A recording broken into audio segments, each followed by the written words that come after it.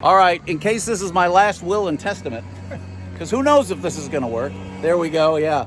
What could possibly go wrong with this arrangement? Anyway, but I rented something very nice. All right. Well, if that was it, it was good to know you, and I'm happy to, you know, I had a good life, had a good run. We'll see what happens.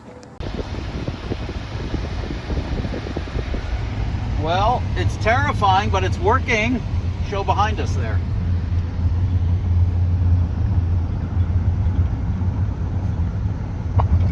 Like I can see back there. I'm scared beyond the capacity for rational thought, but we are doing 63, which is plenty fast, and that's good enough for me. Well, again, this could be my last hosting. If my children find this, tell them I love them. Gods were with us. I'm not saying that was safe, but we did make it. Jesus Christ. Come look.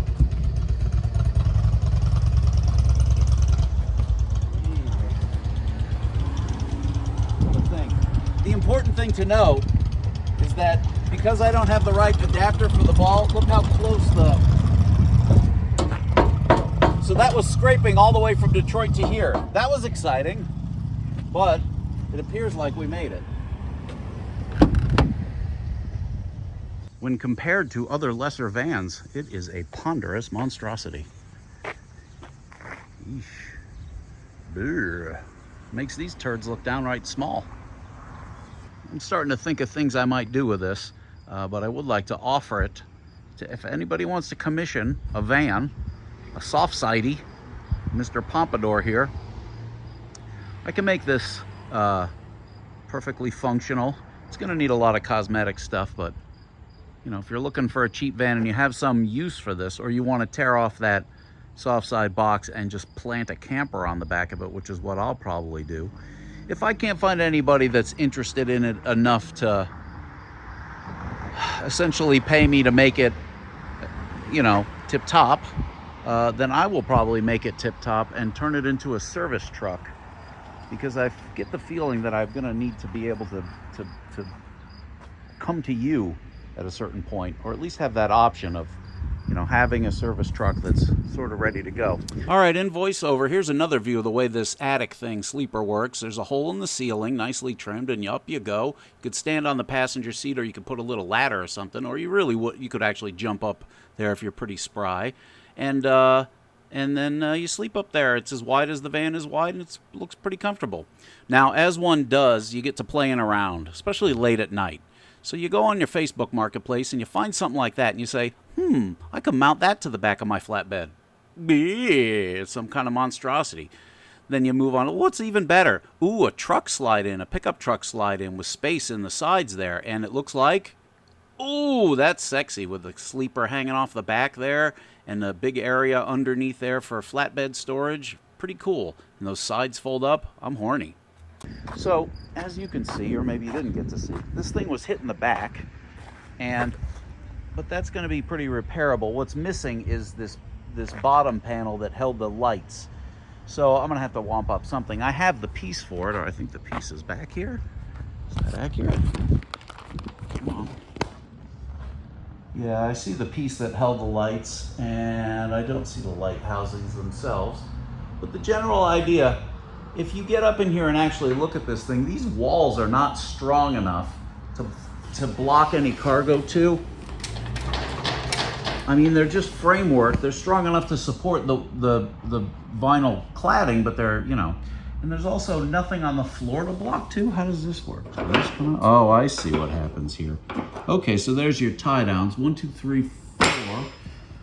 4 tie downs, looking like every 3 feet, maybe? I don't know. And that's how you block to the floor. If you ran a company that, I don't know, hauled hay bales or fire, you know, insulation or something like that, something relatively light, this van will scale just like a regular ProMaster, meaning it's going to carry 4,400 pounds of stuff. Do you have something that you need to haul 8 skids that's under 4,400 pounds? I don't know. This I do not know. What I do know is that it has, the alternator is seized on it, and thus it has not exactly thrown the belt, but the belt is quite loose, so it's not charging, and I was very adamant about not driving it for more than maybe a minute for fear that it might overheat. The engine's making noises like maybe it needs an engine, and maybe that's why nobody decided to fix that relatively cosmetic rear end crash damage and put it back on the road, because maybe it also needs an engine. But I can do engines. I don't know. We're gonna see what happens. But what I'm trying to say is that make me some kind of offer or show some kind of interest that this is something you would want. You know, with a 14-foot bed, you could use an 8-foot trailer and have 8 feet of bed. So you could have a combination vehicle that carries a camper, or I could put my little Fiat on the back of it and you could have a mothership shuttlecraft kind of situation. I don't know. But absent somebody else's need of this van, I personally will probably tear the bed off it and make it into something or other. Something stupid. I don't know. We'll see. Anyway, just thought I'd put that out there before none of this is going to happen anytime soon. This strikes me as a winter project. If I can even get it in the shop. Shit. I got to measure it again. We'll see what happens. Somewhat. Well then, that was your Wednesday watching Kip almost die. I enjoyed it. I hope you did too. Love you. Bye.